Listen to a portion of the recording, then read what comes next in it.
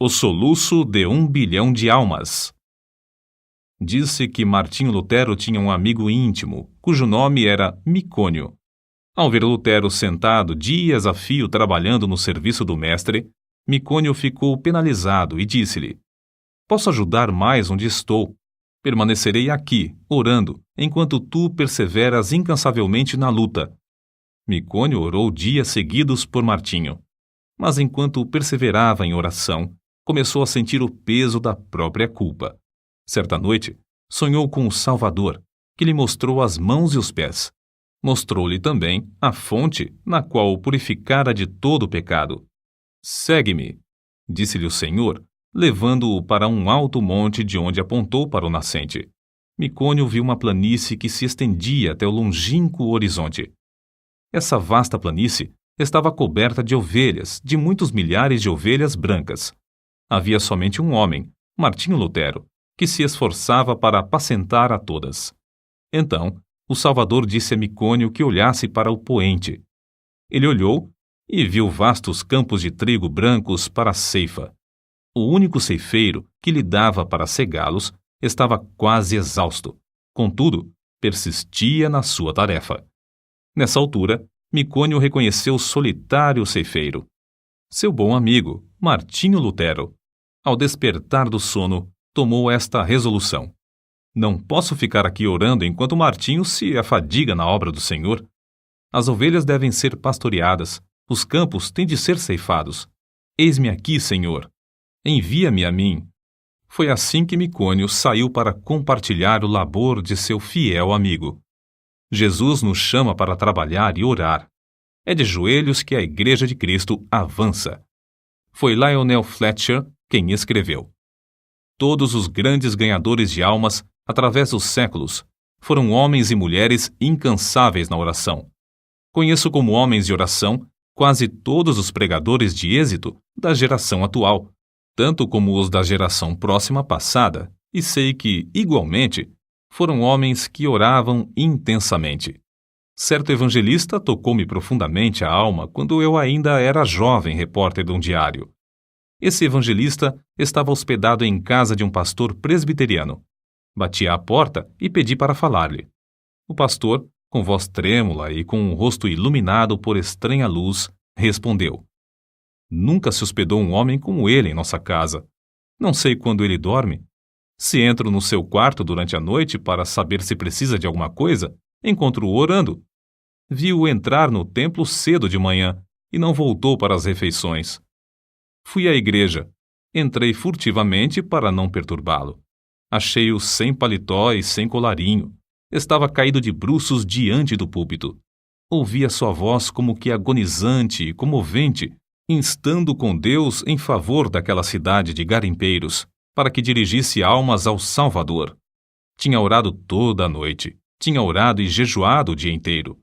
Aproximei-me furtivamente do lugar onde ele orava prostrado. Ajoelhei-me e pus a mão sobre seu ombro.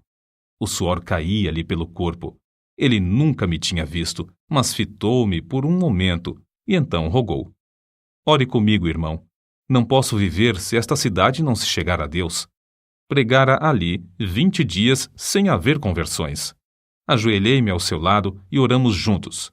Nunca ouvira alguém insistir tanto como ele. Voltei de lá assombrado, humilhado e estremecendo. Aquela noite assisti ao culto no grande templo onde ele pregou. Ninguém sabia que ele não comera durante o dia inteiro, que não dormira durante a noite anterior. Mas, ao levantar-se para pregar, ouvi diversos ouvintes dizerem: "A luz do seu rosto não é da terra." E não era mesmo. Ele era conceituado instrutor bíblico, mas não tinha o dom de pregar. Porém, nessa noite, enquanto ministrava, o auditório inteiro foi tomado pelo poder de Deus. Foi a primeira grande colheita de almas que presenciei. Há muitas testemunhas oculares do fato de Deus continuar a responder às orações, como no tempo de Lutero, Edwards e Judson. Transcrevemos aqui um comentário publicado em certo jornal. A irmã Dabney é uma crente humilde que se dedica a orar.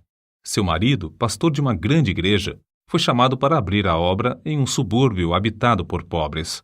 No primeiro culto não havia nenhum ouvinte. Somente ele e ela estavam presentes. Ficaram desenganados. Era um campo dificílimo. O povo não era somente pobre, mas depravado também. A irmã Dabney viu que não havia esperança a não ser clamar ao Senhor e resolveu dedicar-se persistentemente à oração. Fez um voto a Deus que, se ele atraísse os pecadores aos cultos e os salvasse, ela se entregaria à oração e jejuaria 3 dias e 3 noites no templo, todas as semanas, durante um período de 3 anos. Logo que a esposa daquele pastor angustiado começou a orar sozinha no salão de cultos, Deus começou a operar, enviando pecadores a ponto de o salão ficar superlotado de ouvintes. Seu marido pediu que orasse ao Senhor para que ele lhes desse um salão maior. Deus moveu o coração de um comerciante para desocupar o prédio fronteiro ao salão, cedendo-o para os cultos.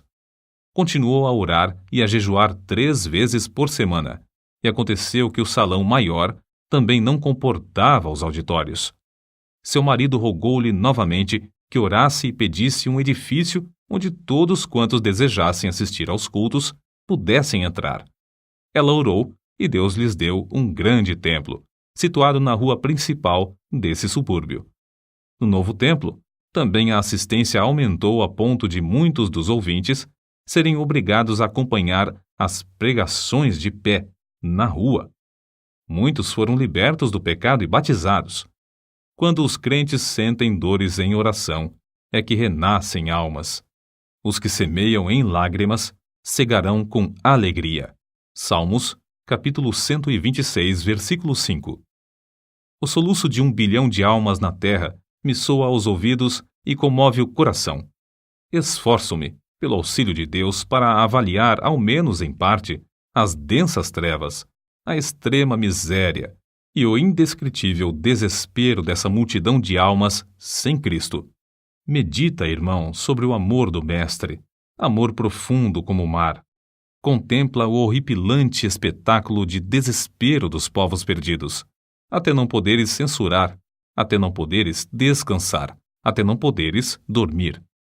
Sentindo as necessidades dos homens que perecem sem Cristo, foi que Carlos Inwood escreveu o que falamos há pouco, e é por essa razão que se abrasa a alma dos heróis da Igreja de Cristo através dos séculos.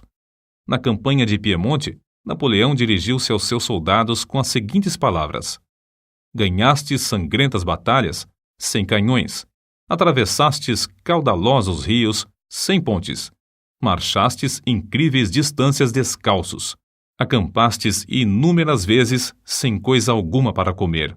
Tudo graças à vossa audaciosa perseverança.